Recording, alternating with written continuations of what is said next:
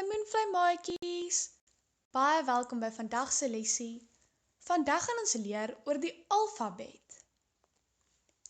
Kan julle sien dat daar 2 lettertjies op die kant is? Het julle geweet dat al 2 lettertjies presies dieselfde klankie is?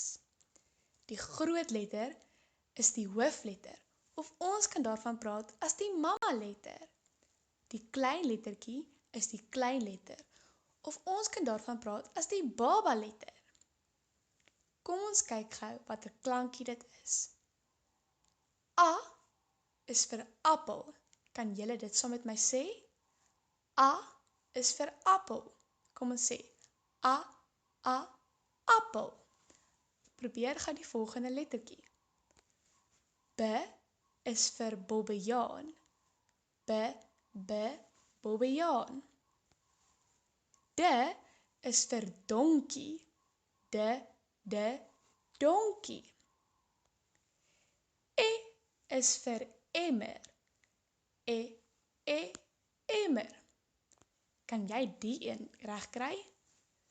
F is vir fiets. Fiets. Kan julle sien dat die f klankie soos 'n kierie lyk?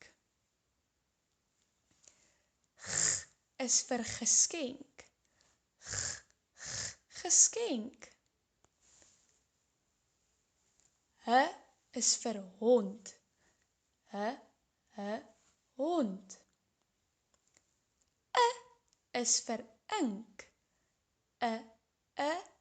Ink. J is vir jas. Jas. Kyk net hoe lekker warm lyk daardie jas. K is vir kat. Kat. L is vir lekkers. Lekkers. Het jy 'n soettand? M is vir mat.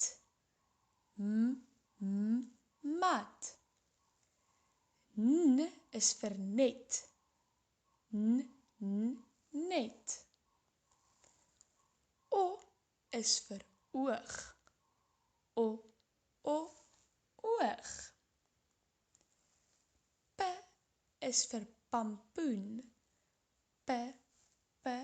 Pampoen. R is vir roos. Roos. S is vir skulp. Skulp. T is vir teepot. Teepot.